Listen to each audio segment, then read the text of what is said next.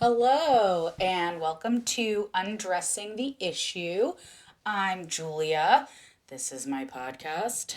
Hello. I wanted to continue the conversation on commitment and barriers to commitment.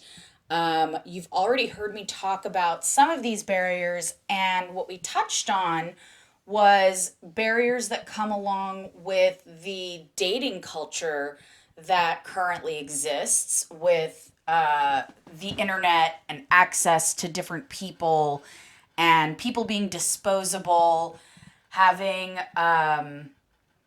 basically not a whole lot of authenticity in that venue because you can really be whoever you want to be on the internet. That's part of the appeal for a lot of people. So, what I wanted to talk about today that kind of strays from that is a different type of barrier to commitment. And what I'd like to touch on is internal barriers to commitment. What the heck are those? Well, we've talked about dynamics in meeting people, how we meet them, how we portray ourselves.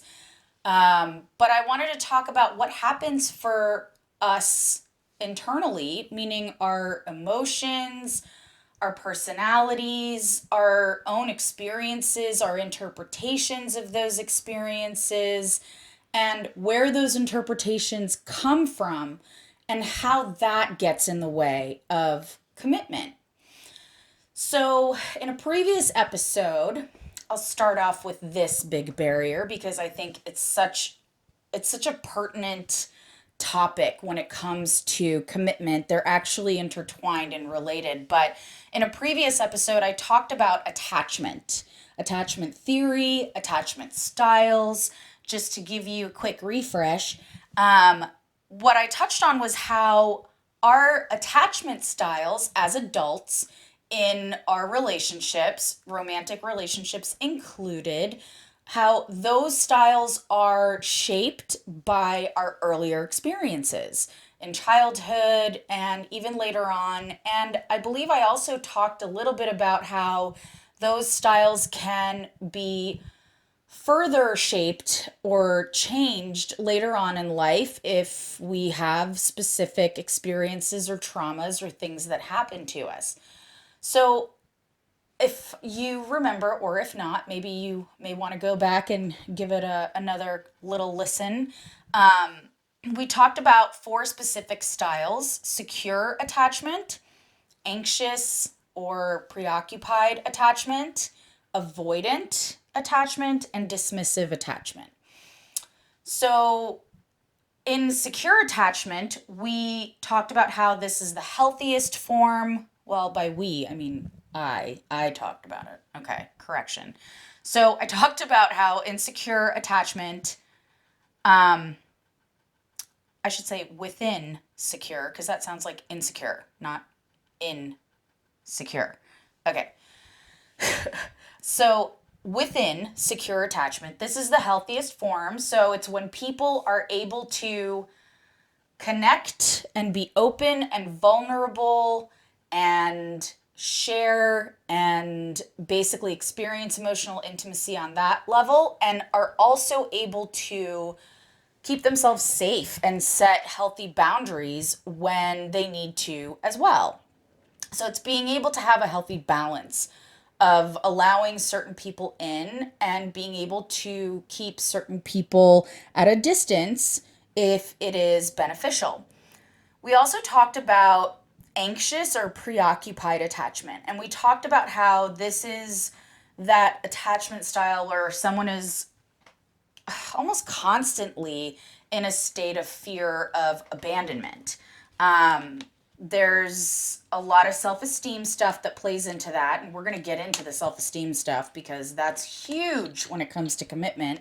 But in the anxious style, because of that fear of abandonment, it's also going to impact the way somebody is able to commit or seeks evidence of their partner's commitment and their engagement, their involvement, their they're keeping their promise to stay and to not run away and to not be hurtful.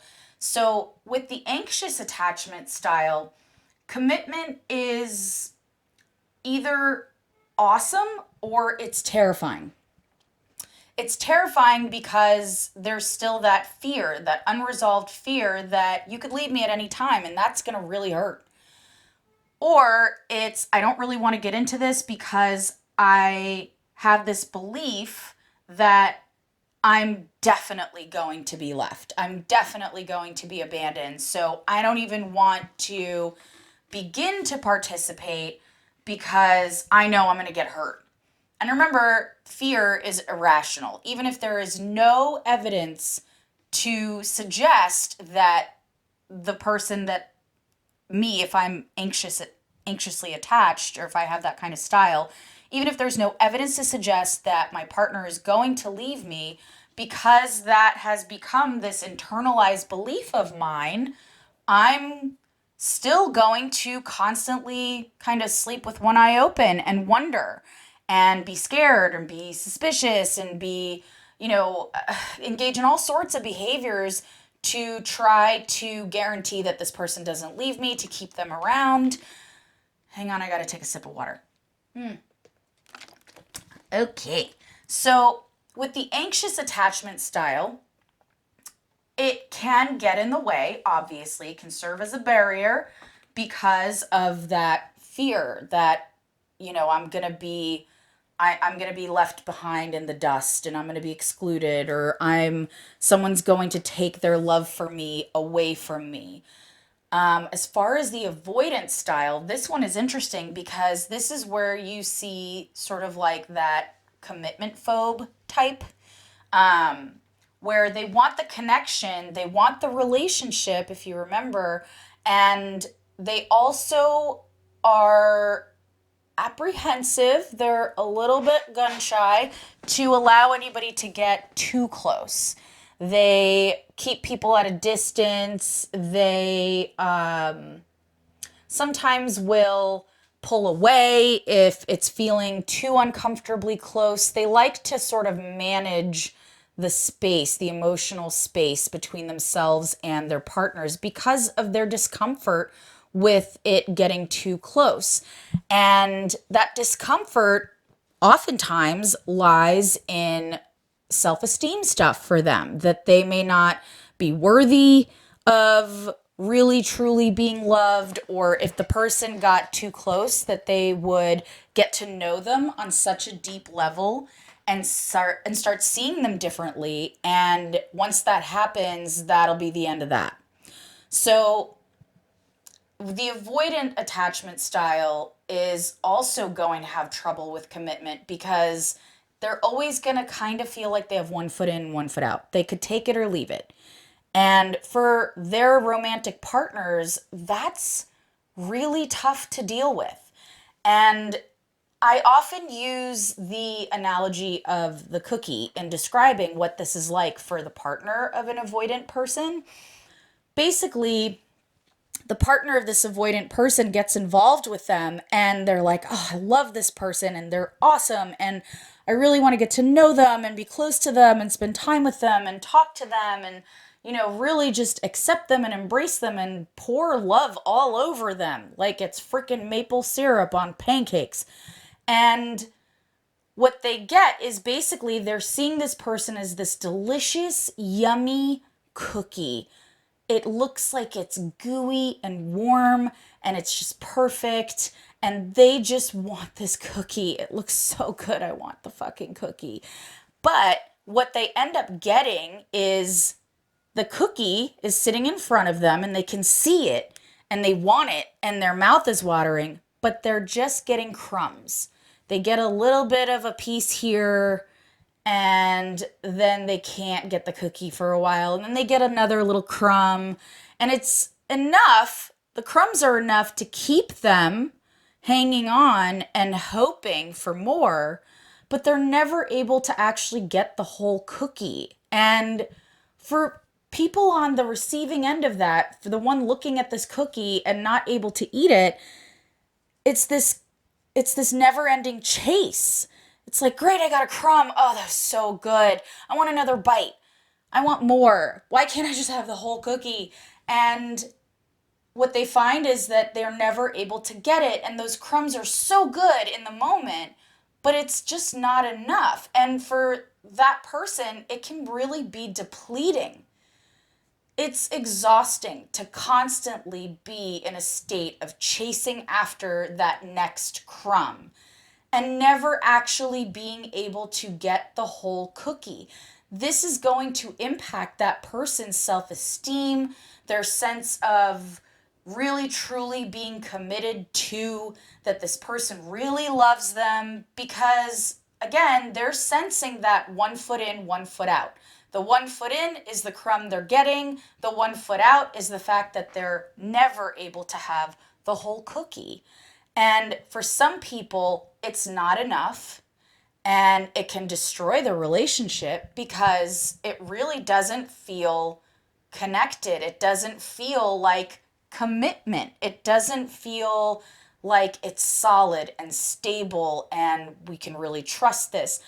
So it's really frequent for this reason with these barriers that you see people specifically with the anxious attachment style partnering up with the avoidant attachment style. One is the pursuer, one is the distancer. It's an age old dynamic and it's super frustrating. It is really exhausting. It's also frequently unhealthy. I mean, that's going to make you feel really shitty about yourself after a while. When you're constantly chasing and hoping and getting your hopes up and then have them dashed and you're disappointed, it's going to leave a mark. That's going to hurt over time. It's really going to eat away at how you feel about yourself. Am I even worthy of getting the whole cookie? Am I worthy of really fully being loved? Am I not fully being loved because I don't deserve it? Did I do something wrong? That's where the self-blame comes in and it's just this vicious cycle and it's going to impact somebody's mental health, their self-esteem, their sense of safety in their relationship. So with the avoidance it's interesting because they're avoidant not because necessarily they like to be pursued. Some of them find it smothering, it's annoying, it's very needy, whatever else they want to call it. But where it's coming from is fear for the avoidant. Basically, they're scared that if they're truly open, it's not going to be received well.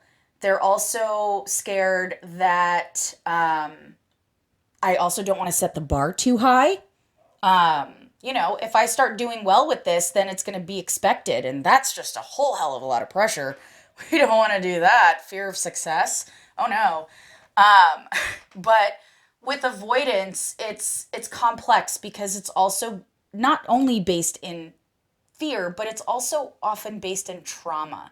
Somewhere down the road, they had a bad experience, meaning they either had somebody who pushed them to be too open and was really intrusive with them, and it felt kind of like a violation of their boundaries, their privacy, their psyche, or they had somebody who never really modeled for them what it's like to be fully open and be accepted and be loved.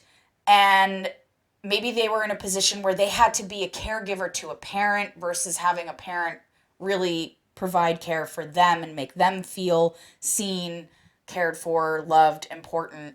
Whatever the case may be, they have had some type of wounding or trauma around that openness. So this fear is around this precedent that's been set of them not feeling safe to be fully open, which is why they distance.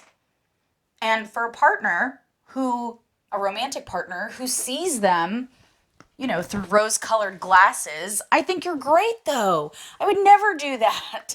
It's just not reassuring enough. And for avoidance to become more open and to shift this behavior, what I have to tell my clients frequently, especially the ones who are in relationships with avoidant people, is that it is workable. You can make improvements.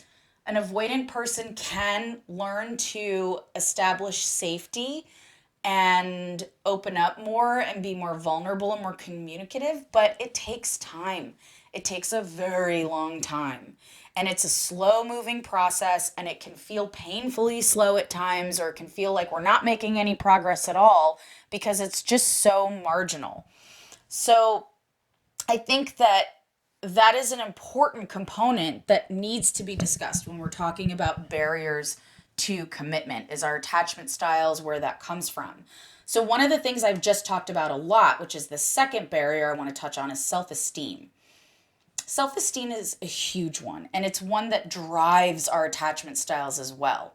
Now, self-esteem is not just like, I look fat in these jeans. It's often born out of, again, trauma, people putting you down, maybe a history of bullying, maybe some messaging that you've received from your environment, your community, your society, that there's something wrong with you, you're not good enough, you're flawed, whatever else, and you've really taken to believing this as fact. And so you feel like you're not worthy. You also feel like you are never going to fully be able to be truly loved because of that, because there's something wrong with you. And so this self-esteem issue, this I'm not good enough, I'm not worthy, there's something wrong with me, is definitely going to show up in a relationship. It's all of these types of deeply seated insecurities that tend to come up in relationships. Relationships, side note, are basically mirrors. They are mirrors. They show us where we're at with ourselves.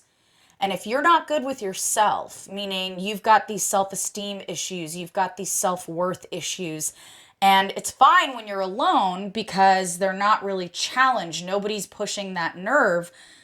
But when you're in a relationship and you have those fears of losing this person that you like, or being abandoned, or that they're going to judge you harshly, that they're going to reject you, that's where all of a sudden all of this stuff from your past around your self-esteem and self-worth is going to come right to the forefront. And for many people, it becomes palpable, and it can really be damaging. It can wreak havoc on relationships. And this is where also, when people don't work through this self-esteem stuff, they start seeing similar patterns in their relationships. Somehow they're sabotaging, or they're driving people away, or they're getting involved with people who are not good matches for them, who mistreat them, or are just somehow have their own issues, that they're somehow kind of hurt in their own way. They have their own wounds. So it tends to play out in this way. And this just perpetuates this cycle of, all of those messages and those experiences that keep the person feeling less than or not worthy. So the self-esteem thing is huge. And you also have to remember that in a relationship, it's not just we spend time together and it's enjoyable. There's also this sense of wanting to feel desired, wanted, loved. I want to be accepted. I want to be fully seen and understood and known. And if you are scared of showing this person all of you because you don't like all of you, then obviously this is going to get in the way of your relationship. You're always going to be holding back, giving crumbs, if you will. So self-esteem is a huge one. It's enormous. And we tend to play this out in relationships. All of us do it. Every single one of us. We repeat patterns, we repeat wounds, we repeat traumas. We all do this. So, self-esteem is also, as you've probably noticed by now, I hope you have, all of these things are intertwined. Self-esteem is completely intertwined with attachment styles. Attachment styles are also completely intertwined with trauma and family of origin stuff and early childhood experiences. It's all connected. All of it is connected. And so it ends up impacting our relationships, our sense of identity, our sexuality, and our expression of our sexuality. It's all connected. It's all basically one and the same. How it's shaped, how it manifests. So, yes, I talk about these topics a lot. I'm kind of a broken record when it comes to attachment, trauma, self esteem, because it's something that's so prevalent for everybody. And by trauma, I want to be clear, I don't just mean big T trauma, like just obvious abuse, assault. We're not just talking about molestation or rape or being beaten or physically abused. We're also talking about small t traumas, meaning those emotional wounds, the being not being cared for in the way that you needed to be when you were a child, not being kept safe, not being loved, not being shown how to manage your emotions, not being taught resiliency and self regulation, not being taught communication. All of those things do result in small t traumas. And the research shows that with enough small t traumas, the effect on that person's development and on their relationships and mental health later on in life, the effect is going to be the same as a big T trauma.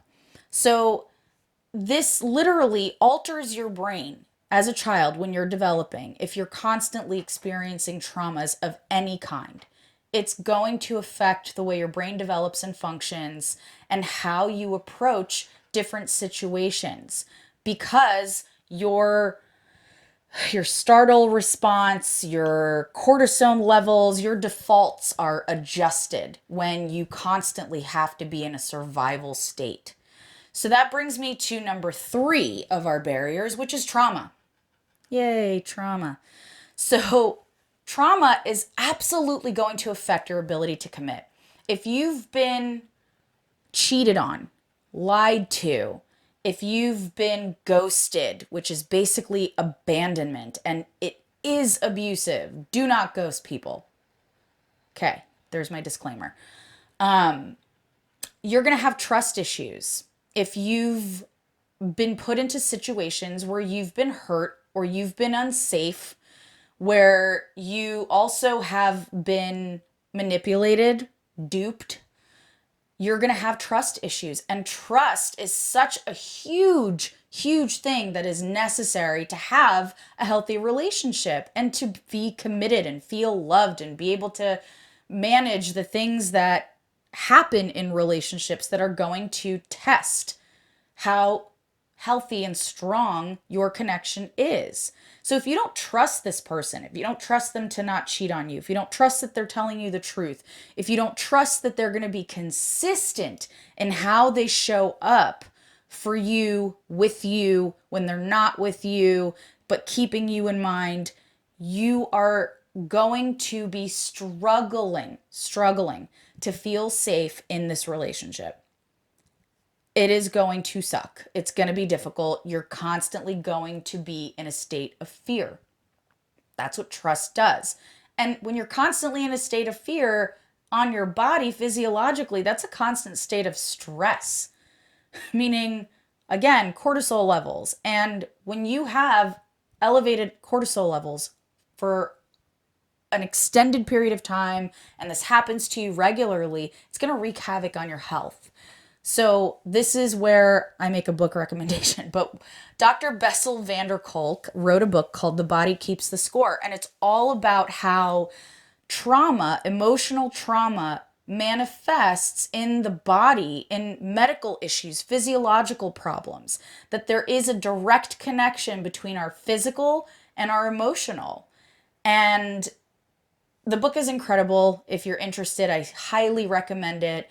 But if you have trauma and if you have enough of it going back early enough, you are going to have physical symptoms, emotional symptoms, psychological symptoms in relationships. Because again, in relation to other people, when you've had trauma inflicted on you by other people, you're going to have reminders. It's going to feel reminiscent at times. And even if it's not the same person and it's not the same situation and you have more control in this case, trauma still can come up and it's kind of unpredictable and it can kind of blindside people, can come out of left field, and all of a sudden you're triggered and you're in this state where you're disconnected or it's intrusive or you're dysregulated or whatever else. So trauma is a huge one in commitment.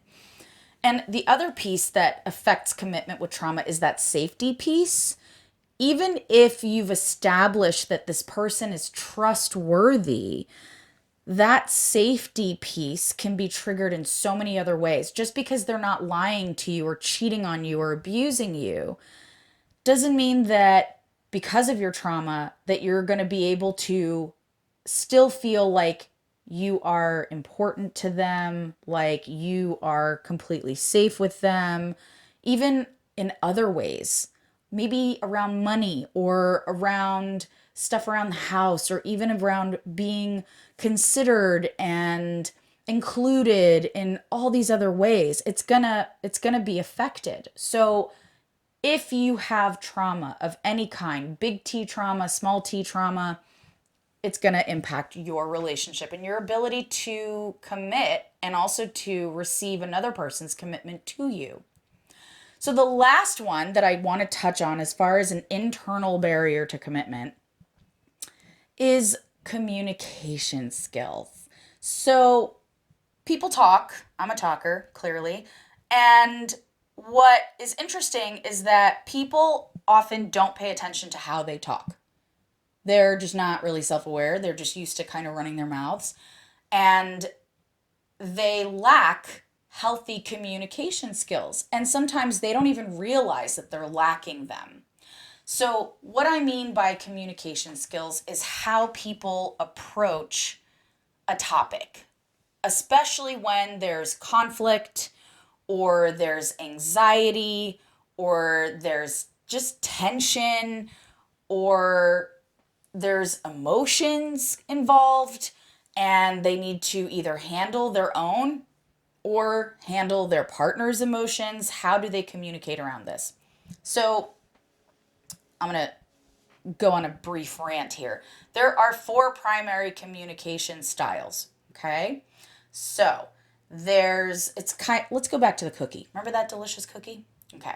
So I spent like 4 hours last night making it. I made a big batch of these cookies, and these cookies are super labor intensive. They require lots of expensive ingredients, and they're kind of a colossal pain in the ass to make. But I took the time, I put in the effort, I put some TLC in there as well, and I made this ridiculously delicious batch of cookies, and I bring it into work, and I put it out in the break room to share with my coworkers. And I come back in later in the day and I haven't even had one of my own cookies. I just brought them in and shared them. And there's one left. And I decide to take it for myself because it's going to be my treat at the end of the day. I've got a long work day and I haven't even been able to try one of my own cookies. And I know that they're so good. Everybody in the office is talking about them. Okay, so I have this last cookie. It's on my desk in my office. My coworker comes in and leans in and puts his hand on my cookie, or her hand, or their hand, doesn't matter. They put their hand on my cookie and they go, "Oh, those cookies are so good. I've been dying for another one. Can I have this one?" Okay, so 4 different styles. One style is passive, meaning I don't say what I want. I don't get my needs met. So my response in a passive communication style would be like, okay, yeah, you can have the cookie. Now I'm left feeling like I'm disappointed. I got my hopes up. Maybe I'm resentful that this person got the cookie. I definitely did not speak my truth. That is the passive communication style. Then there's passive aggressive. Okay, I would say, fine, take my cookie. You want anything else? You want the shirt off my back? So passive aggressive is where sarcasm comes in. It's where you're still not saying exactly what you mean or what you need, but it's coming out in this snide way. So that's passive aggressive. Then there's aggressive. Get your fucking hands off my cookie. I'm still saying what I need. I don't want you taking my cookie, but I'm also being abrasive and antagonistic, and I'm probably going to make you feel kind of put off by me. Also not the best way. Then there's the fourth and healthiest communication style, which is assertive communication, where I can speak my truth, but do it in a way where it's not off-putting and it's still going to get my message across. So that would look like, actually, I was saving that cookie. It's the last one, and I haven't gotten to have any, so I can't give it to you. I'm saving it for my treat at the end of the day. Notice I never said sorry. I never apologized. I simply said, this is my intention. I want this cookie. I've saved it for myself. You cannot have it. Okay, fine. Keep the cookie. Thanks for bringing them in would be the best response, but we don't always get that. So back to the commitment barriers. Depending on what your communication style is, how you normally handle situations, that is also going to present challenges in your relationship and to your commitment. If you are typically really passive and you never actually ask for what you need or say what you mean, you're going to have a hard time getting your needs met. And it can also lead you to become resentful of your partner because they're not showing up for you in the way you need them to. Well, newsflash, you're not telling them what you need.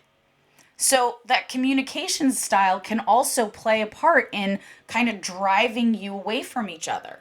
Because now I'm resentful, but I am so passive, I don't really know how to effectively ask for what I'm needing or what I'm meaning.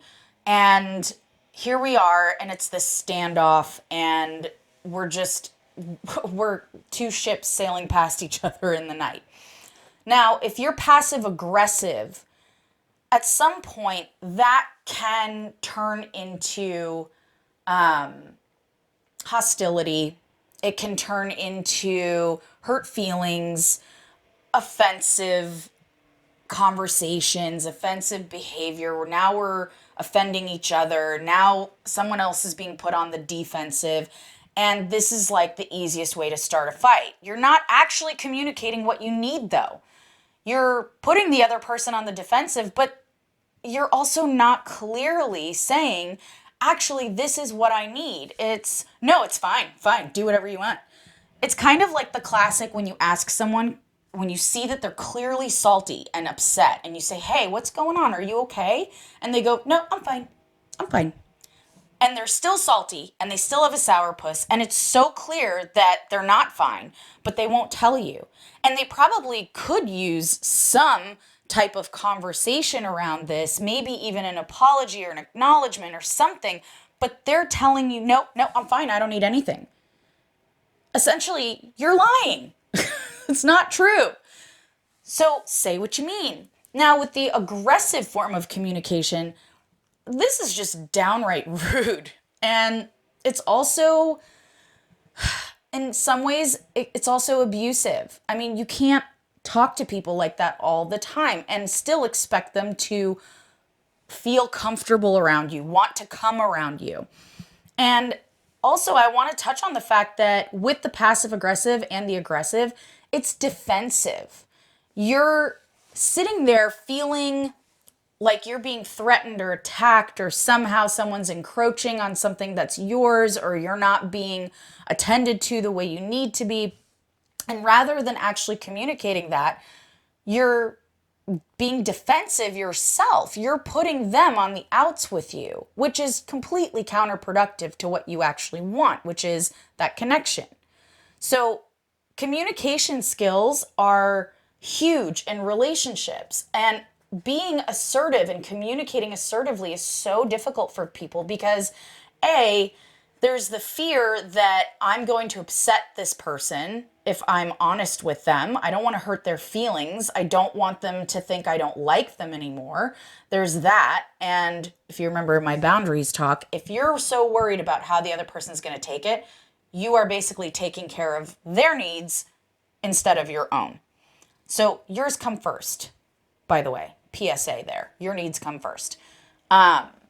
So you're also not ever going to be able to really be clear and to be able to create a safe environment for both of you to have emotional intimacy, vulnerability, openness, connectedness, this reduction of this fear that you're going to be judged or you're going to be rejected or you're going to somehow create an explosion in your relationship. That is a huge barrier for people to be assertive. And being assertive doesn't mean being mean or bitchy. It simply means communicating clearly. Say what you mean, say what you need, use your words. You don't have to do it in, an attacking or blaming way, lots of I statements, but you're still being very clear with someone. And that is the healthiest thing you could do. And if they can't handle your clarity, well, that's a them issue. So, I've just run down 4 main things, in my opinion, that are internal barriers to commitment in relationships. So, it's attachment styles, self esteem, trauma, and communication skills. So, I hope this is helpful to you. Maybe you ponder on this and take a look at what you tend to do in your relationships or previous relationships, how far you've come. Bravo. Feel free to leave me feedback, comments, and thanks for listening. I'll catch you next time.